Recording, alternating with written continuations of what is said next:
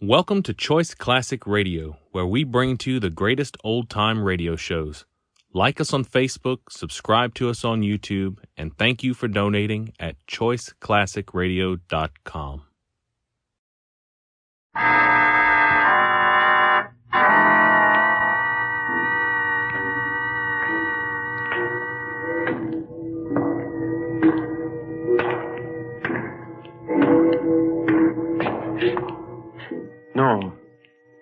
No, stay where you are. Do not break the stillness of this moment, for this is a time of mystery, a time when imagination is free and moves forward swiftly, silently. This is the haunting hour.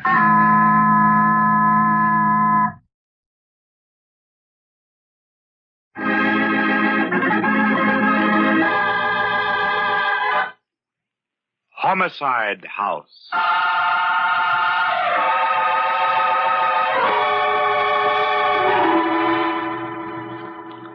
Our story begins late at night in one of the rooms of an exclusive Florida hotel.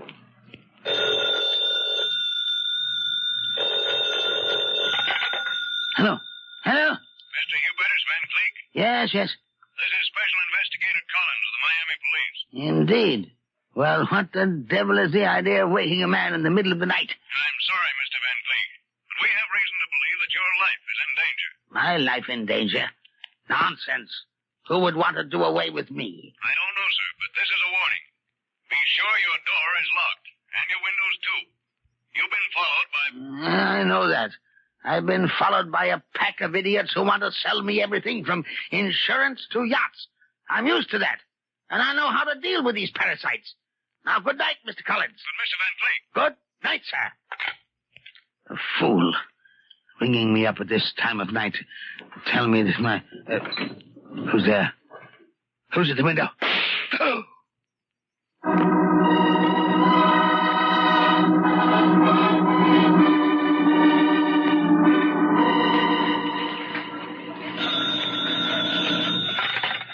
Hanson, managing editor. Oh, it's you, Senator. No, sir, the New York Clarion will not retract that statement. This is an independent newspaper. What? You'll take us to court? Go ahead. We've got all the facts on that waterways project, and we can prove them by affidavit. Sorry, Senator, I haven't time to argue with you. I'm a busy man. Hi, Chief. What's doing? Sit down, you two. I've got an assignment I want you to handle together. Say, Chief, if it's about that phony waterways deal, why, that's just my dish. No, Bill, it isn't the waterways project. Oh. You remember the Hubertus Van Cleek murder case down in Florida a couple of weeks ago? Yeah, he was shot in some hotel room. Huh? By a murderer. Murder is unknown. That's right. Well, as you know, old Hubertus was the last of his line.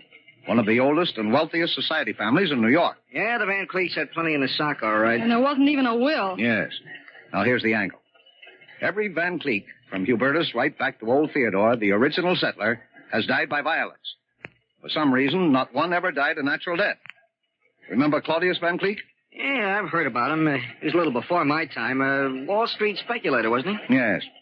Well, he ruined thousands of people in the market. And one of them finally stuck a knife into him. Ah. That left 2 sons and 1 daughter. Hubertus, Hector, and Abigail. Well, we know what happened to Hubertus. But what about Hector and Abigail? Well, back in 1898, they took a boat called the Portland for Europe to escape the disgrace of what their father had done. But the Portland went down in a storm off Cape Cod, and so did Hector and Abigail. Yeah, well, all that's very interesting, Chief, but it's old stuff. What's the story? Now, wait a minute. I'm coming to that. I just got a tip that a syndicate in town is going to tear down the old Van Cleek mansion overlooking the East River and build a new skyscraper on the property. That's just as well. That old mausoleum's an eyesore. It's been boarded up for years. I still don't see... I want the whole Van Cleek story from soup to finger bowls for our Sunday supplement. Hit this mysterious tradition of sudden death in the Van Cleek family hard. Give me plenty of color and the flavor of the past. Go down with Maureen here and take a good look at the old Van Cleek mansion so that you can write about it intelligently. And we'll want pictures. Well, doesn't sound very exciting. Look, Chief, if you'd give us that water... Your assignment, Mr. Foster, is the Van Cleek story. Now get out, and don't slam the door. I knew I should have been a radio commentator. Come on, Maureen.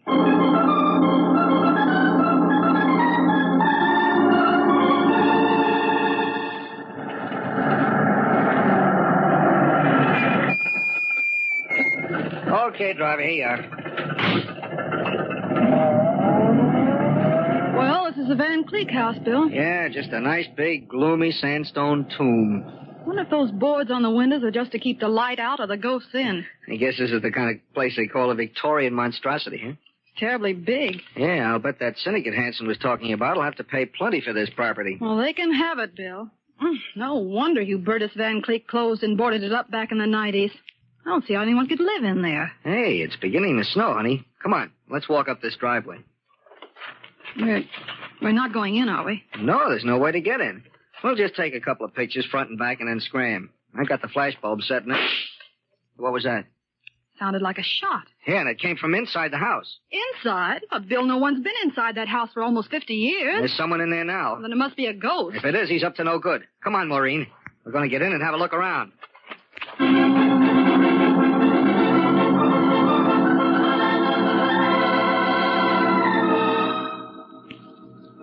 Bill, where are we? Well, in the cellar, obviously. But more than that, in the wine cellar. You smell the champagne? Yes. It's funny how the odor of wine would still be here after 50 years. Bill, is it safe to use your flashlight in here? Well, in view of that shot we heard, no. We've got to see where we're going. Yeah. Nice place for murder, huh? Look at all those spider webs. Why, the place is practically covered with them. Hey, never mind the spider webs. Look at those bottles on the shelves. Champagne, imported. 1876, 1879, Why, the place is loaded with vintages. Yes. But why should we be able to smell the wine? I don't know. We'd better try to find a way upstairs. That's shut. Bill. Yeah. Footsteps. Someone's upstairs. No doubt about it. Bill, maybe we better get out and call the police. What? And ruin a good story? Here, Maureen. You carry my camera. I want my hands free, just in case. All right. Where are we going now? There's only one place to go. Upstairs.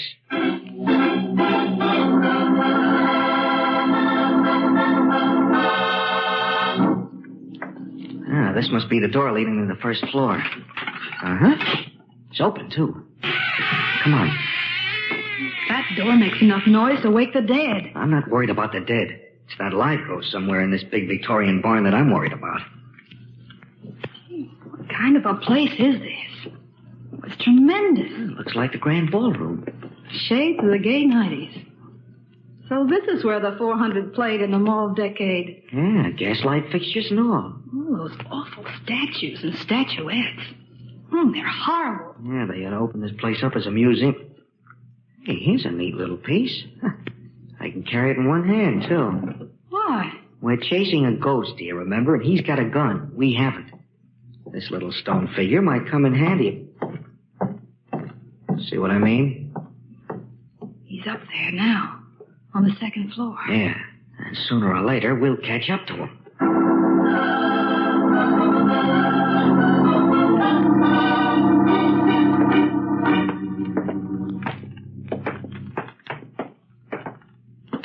Well, this seems to be the main second-floor corridor. Mm-hmm. Bill, do you notice something? What? Seems clean here. So someone lived here on the second floor. Yeah, you're right. It's warmer, too. And there's no musty smell. And no spider webs. I wonder what that means. Bill. Well, seems that our friend the ghost not only likes to shoot off guns, but he likes to tickle the ivories, too. Huh? Maybe he heard us. Come on, Maureen. This is it. You stay behind me. I'll go first, just in case. All right, Bill. But be careful. Yeah, come on.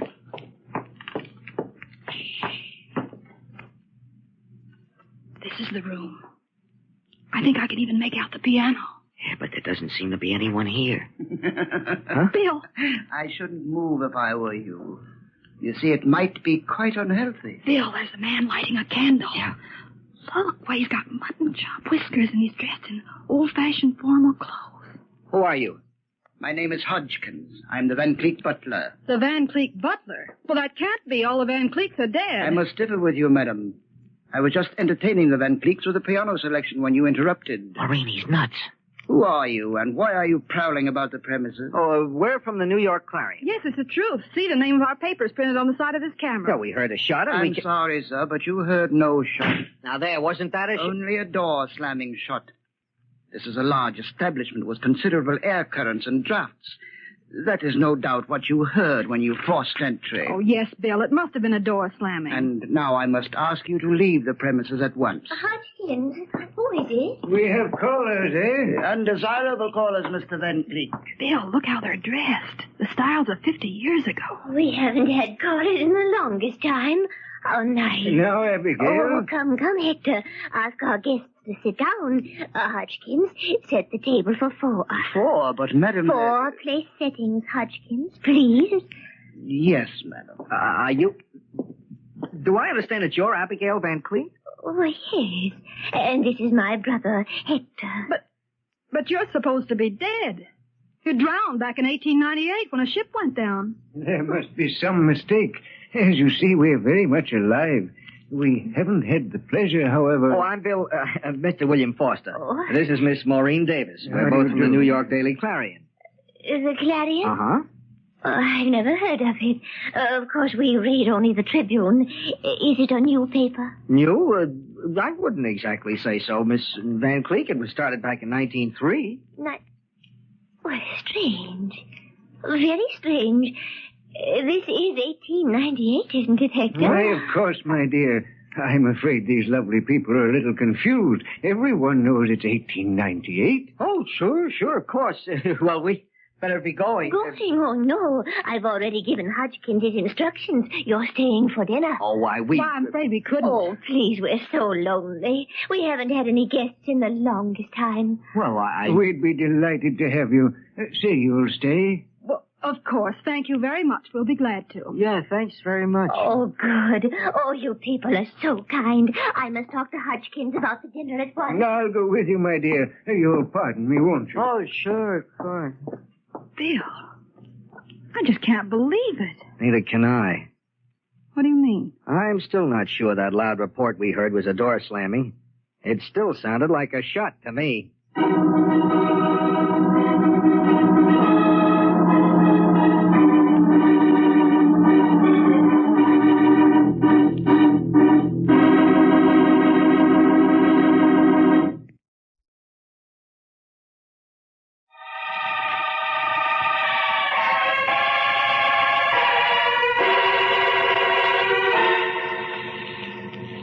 Bill Foster and Maureen Davis, New York reporters, have entered the old Van Cleek mansion, closed and boarded up for 50 years.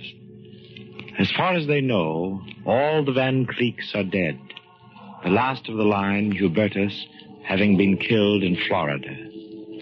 But now they meet 2 apparitions apparently out of the past and living in the old Victorian house.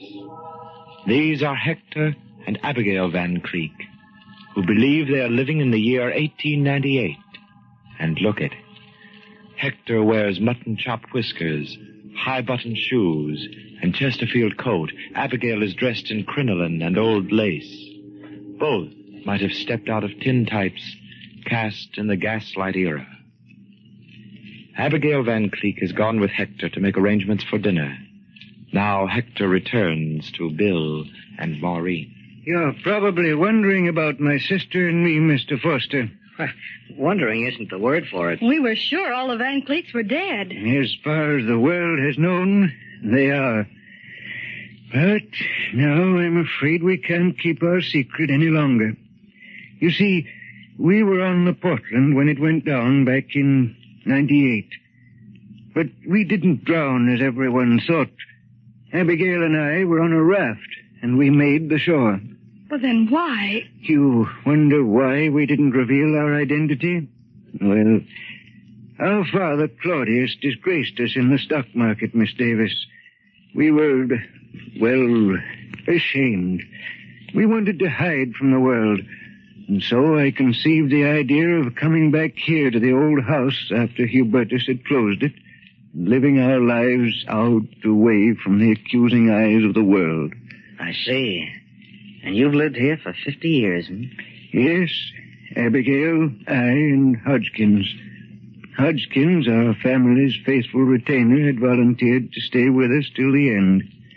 It's he who buys the food and other necessities, going out only at night. It was he who brought us the news of our brother, Hubertus' untimely death. You mean you and your sister haven't even left this house for 50 years? That's correct, Miss Davis. And we hope that here we shall die a peaceful and natural death. Contrary to the tradition of our family. There's something further I must explain. Yes, Mr. Van Cleef. My sister, Abigail, when the ship went down, she lost her mind. What? That is, it stopped in terms of time. She actually thinks she's still living in the 90s. I see. But you know all about the present. Oh, yes, of course. But you see, I've always been very devoted to Abigail. That's why I've lived with her all these years, humored her. That's why I wear these ancient clothes. Fashionable in the 90s, but strange to the present eyes. Strange isn't the word for it. We thought we'd seen a couple of ghosts. Of course. I understand. I ask only one thing. Yes, Mr. Van Cleef. Please humor my sister along. Live with her in the past. Even though you know it's ridiculous, I'd appreciate it deeply. Of course, Mr. Van Cleef. Yes, you can depend on us. Thank you. Thank you very much. Oh, there you are.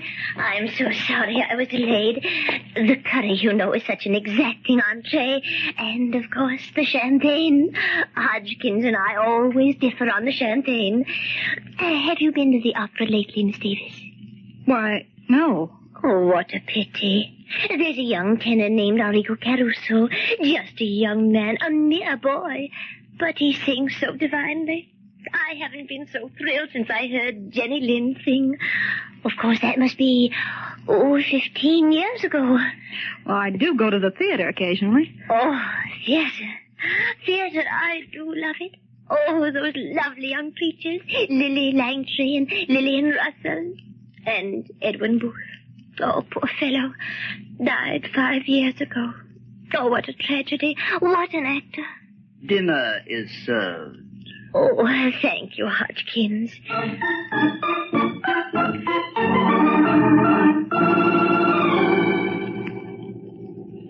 More wine, Miss Davis? Oh, no, thank you, Mr. Van Cleef. Mr. Foster? Oh, thanks. I couldn't touch another drop. You may remove the wine, Hodgkins. Yes, madam. It's been a wonderful dinner, Miss Van Cleef. I haven't had food like that since the war. Oh, yes, the war. Isn't it terrible? Still, we're fortunate in having men like Roosevelt and Dewey to lead us against the Spaniards. Roosevelt? And Dewey? Against the Spaniards? Yes, Abigail's right. Admiral Dewey's victory in Manila Bay. And, of course, Teddy Roosevelt's gallant charge at San Juan Hill. Oh, yeah. Will there be anything else, madam? No, Hodgkins, I don't think so. Oh, yes. You might tell me what the weather is like outside. It's snowing very hard, madam. Oh, then I'm afraid it will be very difficult for Miss Davis and Mr. Foster to get a hansom cab now. Yes, madam, it will. Well, I'd suggest that they stay overnight here as our guest, Hector. Don't you think that's a splendid idea? I certainly do, Abigail. Oh, Miss Van Cleef, we couldn't. Oh, we don't want to put you out. Oh, no, we'd be delighted to have you. Yes, we insist. Well, I'm sorry, but we... Please, it would make Miss Van Cleef and myself very happy. Well... Thank you, Mr. and Miss Van Cleef. We'll stay. Oh, that's wonderful. Hodgkins. Hodgkins. Yes, madam. Prepare 2 rooms for our guests. Yes, madam. At once.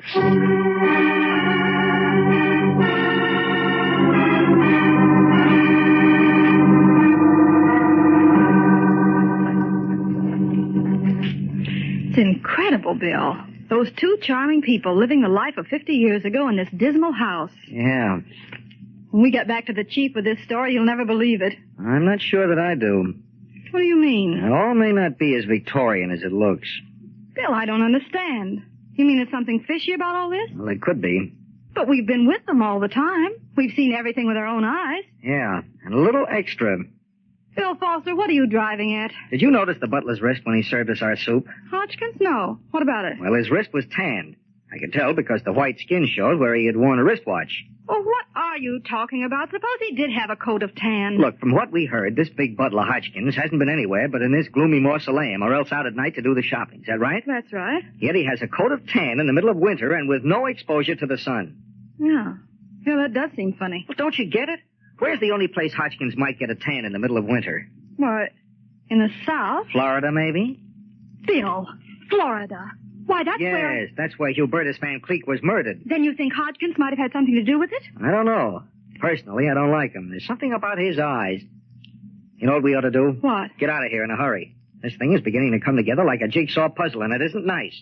Here, I'll carry the camera. Bill, There's no time to talk now. We've got to leave fast if we're going to leave at all. Come on, Maureen. Let's try the back way. The last time I saw our pal Hodgkins, he was prowling around in the front of the house.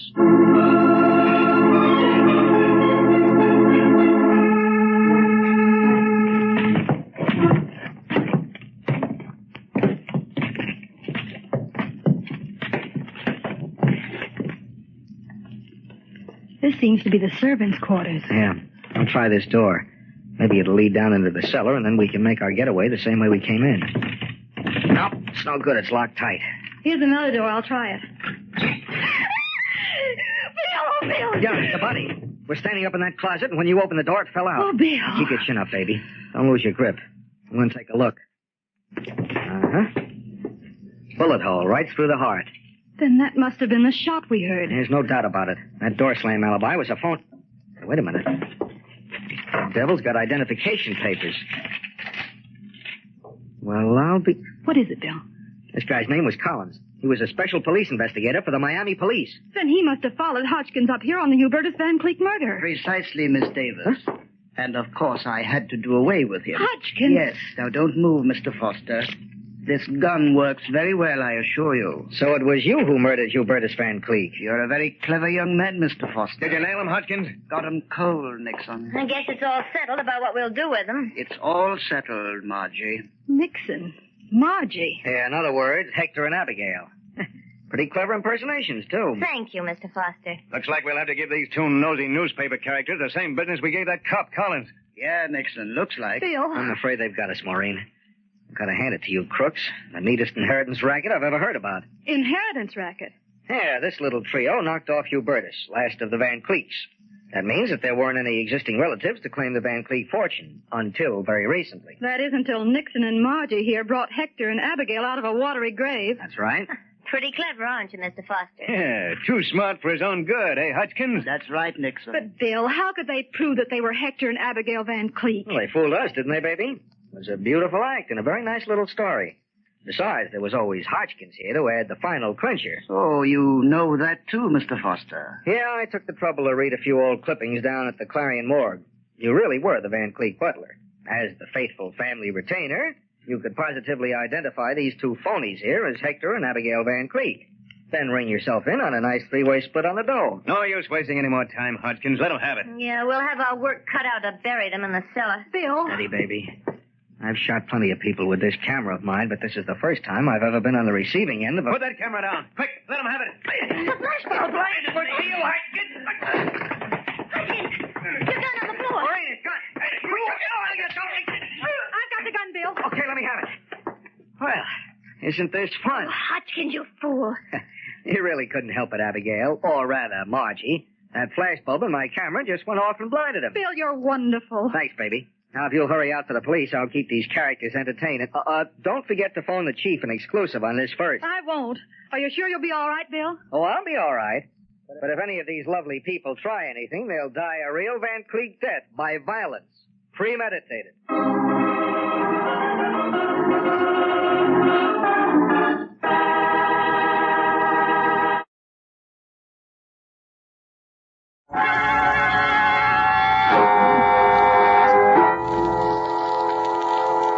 Shadows and stillness, mystery weaves a spell of strangest fascination, charging the mind with doubts and fears. For mystery is a strange companion, a living memory.